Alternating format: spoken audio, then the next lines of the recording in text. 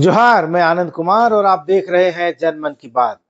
दोस्तों, अगर किसी राज्य की पुलिस देश की सबसे ताकतवर जांच एजेंसी के दफ्तर में घुस जाए और वो एजेंसी सीधे हाईकोर्ट पहुंच जाए और केंद्रीय बलों को सुरक्षा के लिए बुलाना पड़े, तो क्या यह सिर्फ एक एफआईआर है या ये भारत के संघीय ढांचे यानी फेडरल स्ट्रक्चर में कोई दरार है? झारखंड में ईडी और पुलिस आमने सामने है। बंगाल में ईडी और सरकार सुप्रीम कोर्ट में भिड़ रहे हैं और सवाल यह है कि क्या राज्य की मशीनरियां अब केंद्रीय एजेंसियों को चुनौती देने लगी हैं? आज यह झारखंड और बंगाल में हो रहा है, कल कौन सा राज्य होगा? ये सवाल अब सामने आकर खड़ा हो गया है। दोस्तों, आज का यह वीडियो सिर्फ झारखंड पर नहीं है या बंगाल पर नहीं है, यह भारत के संघीय ढांचे यानी फेडरल स्ट्रक्चर पर उठ रहे सबसे गंभीर सवालों में से एक है। आइए जानते हैं कि मामला क्या है जो रांची में चल रहा है। झारखंड की राजधानी रांची में प्रवर्तन निदेशालय यानी ईडी का एक दफ्तर है, क्षेत्रीय कार्यालय। रांची के हिनू में एयरपोर्ट जाने वाले रास्ते पर ईडी का दफ्तर है। पहले एनोस एक्का का घर हुआ करता था, ईडी ने अटैच कर लिया, उसको अपना क्षेत्रीय कार्यालय बना दिया। वहां ईडी और झारखंड की पुलिस आमने सामने आ चुकी है। घटना की शुरुआत होती है पेयजल एवं स्वच्छता विभाग यानी पीएचईडी के एक कर्मचारी कैशियर संतोष कुमार से। संतोष कुमार पर पहले से आरोप है कि उसने शहरी जलापूर्ति योजना में 20 करोड़ रुपए से ज्यादा का गबन कर लिया। इसी मामले में रांची पुलिस ने उसके खिलाफ एफआईआर दर्ज किया था। संतोष कुमार को जेल भी जाना पड़ा था, फिलहाल वो जमानत पर बाहर है। क्योंकि मामला ज्यादा पैसों के लेन देन का था, तो ईडी ने इसको मनी लॉन्ड्रिंग मानते हुए इसको अपने हाथ में ले लिया, ईसीआईआर दर्ज की और अब जांच कर रही है। तो संतोष जो पहले रांची पुलिस की गिरफ्त में आ चुका है, फिलहाल जमानत पर बाहर है, उसने कहानी में एक नया मोड़ ला दिया है।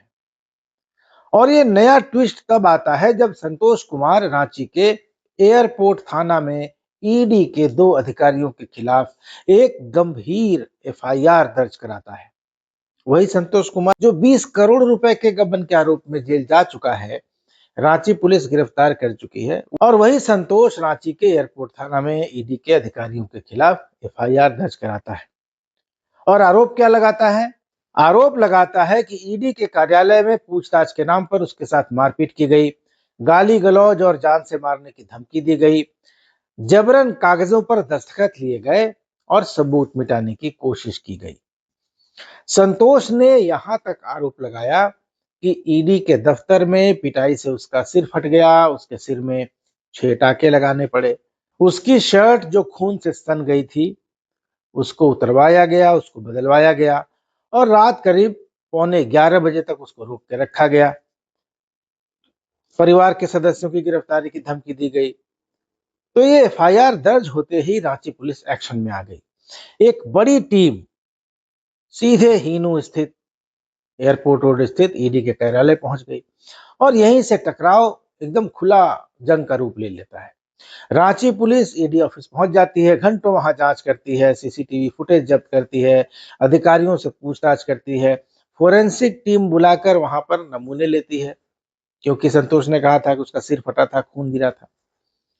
इधर ईडी को लगता है कि राज्य की पुलिस उसकी जांच में दखलंदाजी कर रही है और वह उसकी स्वतंत्रता पर हमला है।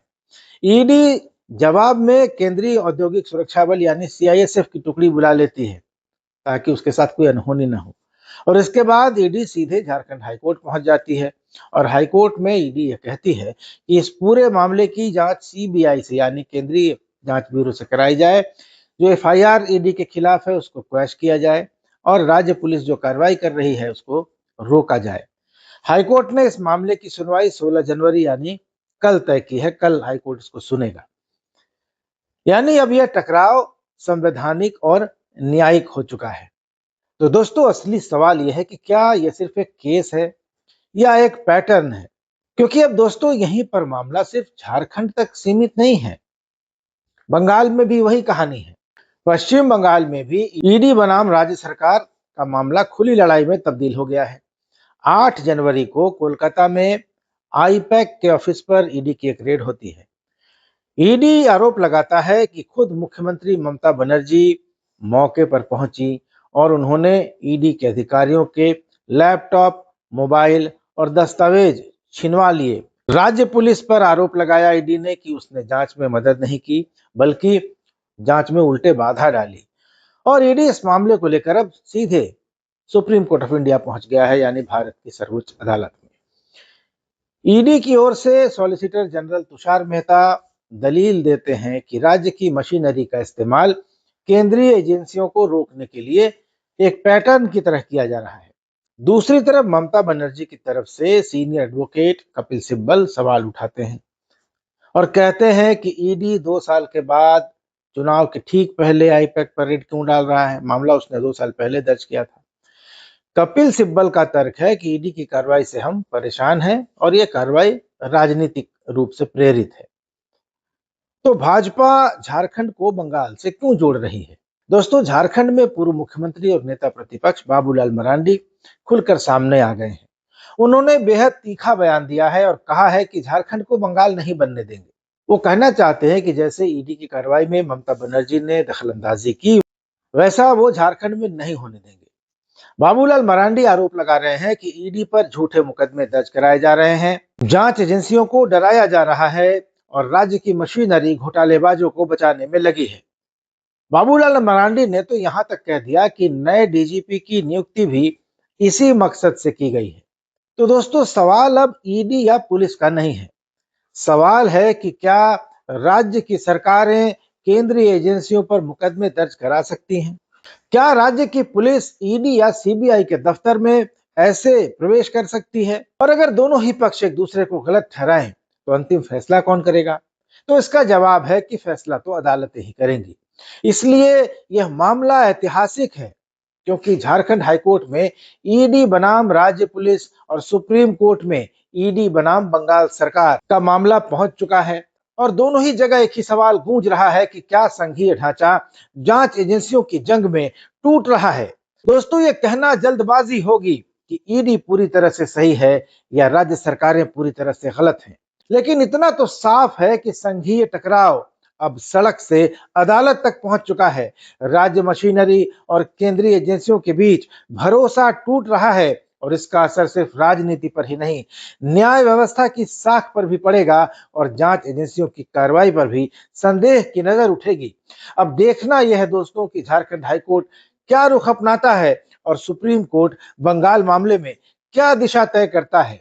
लेकिन आप बताइए कि क्या राज्य की सरकारें केंद्रीय एजेंसियों को रोकने की कोशिश कर रही हैं या फिर केंद्रीय एजेंसियां राजनीतिक हथियार बनती जा रही हैं?